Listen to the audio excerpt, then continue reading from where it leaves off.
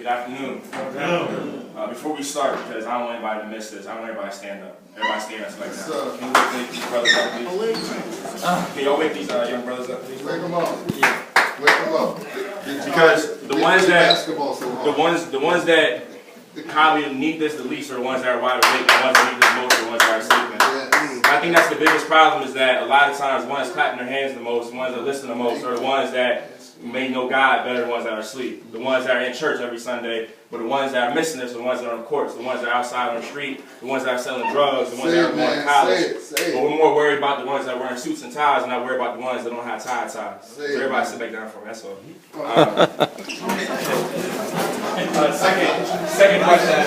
How old are you, Drew? 15.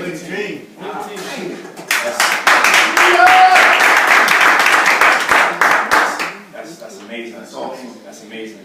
My name is Khalid Moten. I'm from Haverford, Pennsylvania. I was born and raised in Haverford, Pennsylvania. I go to Penn State, studying security risk analysis. And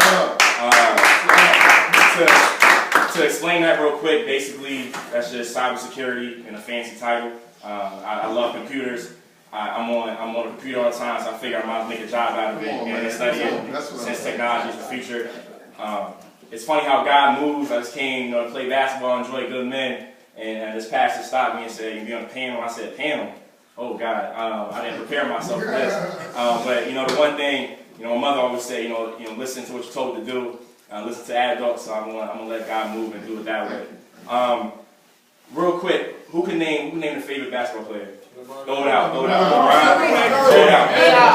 AI. No doubt. Somebody want to say Kobe?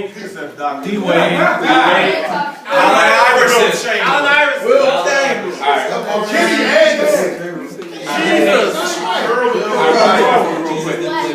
So we got D-Wade, we got LeBron James, we got some AI, we got some Curry.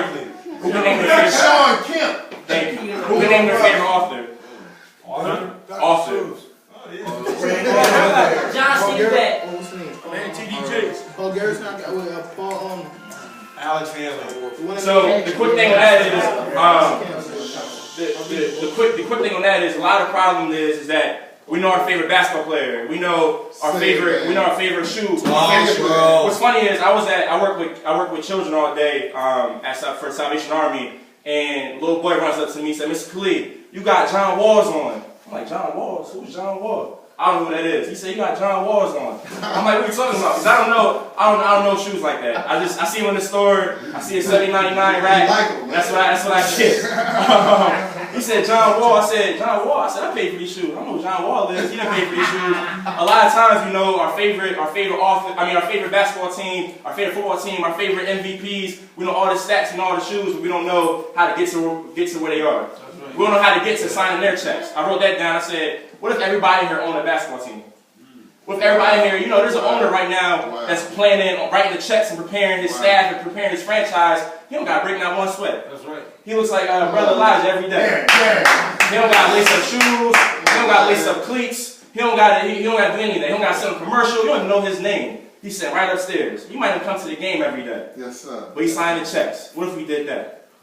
What if every one of these brothers started opening up a church? Come on, bro. What if every one of these brothers was the youth ministry? And that's what kind of hurts me, because we don't know how to get there. Come on, bro. He told me to speak primarily on college and point of education. You're doing good. Education is if you're not thinking about your education, I asked a couple of brothers, I said, where you want to go to college? Someone looked at me like, I'm just a freshman in high school. One of my favorite mentors, Brother Andre Harper, he met me in 8th grade. He asked me when he first met me, he said, "Where do you want to go to college?" I said, "College." I said, "I'm only in 8th grade." He said, "That's the problem. You got to know." So I started filling applications as a freshman in high school my next year. I said, "I'm going to North Carolina A&T." I didn't go there, but I planned that. I said, "I'm going to Morehouse." I didn't go there, but I had a vision. I had a vision for myself. You got to start. The Bible says you got to speak things into existence. That's paraphrased a little bit. You got to speak things into existence. I'm going to go to Harvard. That's right. I'm going to go to maybe Morehouse, Penn State. Maybe I don't want to go to a D1 school. You got to know more than just I want to play basketball. And if you want to play basketball, how do you want to get there? I'm not a basketball player. As a lot of y'all learn, I'm not. That's not my sport. I can run track a little bit, but basketball is not for me. But it's like, where do you want to go? Where do you see yourself in 5 years, 10 years, 20 years? You don't have to go there per se, but you have to at least think about it. Think about what you want to do. You see what I'm saying? It's so much more more important than making millions because you got to think about making billions. That's right. You know, think about making trillions. Yes, sir. Think about not having to even put cleats on, put basketball shoes on. It's more than that. It really is. Talk about it. Who's raised in the church? You know, Sunday school, had to come to Enreach, you know, those Friday night services. We ever called church boy? Ever called? I wrote these things down. I remember reminiscing. I remember getting made fun of once. My mom sent me a picture day, sent me with a button up. Everybody's like, "Oh God!" I go to school. People, these boys call me church boy, mama's boy. Excuse the language. I got called gay boy once because I'm wearing this button up, wearing ties. And I look back now, you know, now I'm going into my 20s. I'm 20 years old, and I'm like, wow. What if I let that taint me? What if you would let that sway you from where you're supposed to be? A lot of those people now, some of them are locked up. Some of them are still in Harrisburg, not going to college. So you have to want more than that for yourself. You have to have resilience and not worry about being called mama's boy. Who cares? Be mama's boy. I love my mother. I talk to my mother almost every day. I can. I'm home. Mom, what do you need? Be a mama's boy. Be a I'm with my grandfather right now. Look where he has me. You know, I used to ride with him all the time. Track meets, going to church with him. Taught me how to love God. Taught me how to pray. There's nothing wrong with being a mother's boy. See, society wants to tell you, don't be a mama's boy. Be hard. What is hard? You know, define hard for me. You know, some of the strongest men I know are pastors, are ministers. This man right here, this is a strong man. So what is hard really? You know, we're letting society tell us how to be a black man. You can't do that. There's more to life than that. That's right. Life is too short. Like he said, he gave the example, you don't know when you're going to die. I think somebody says, no man knows the hour or the day. You don't know. You don't want to be going to jail. It's not for you. Life is way too short. There's people right now, there's two types of men. You know, there's men that are going to be about something, going to be about nothing.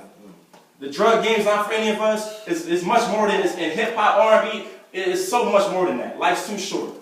Go to college, that's what you want to do. If you want to play ball, play ball.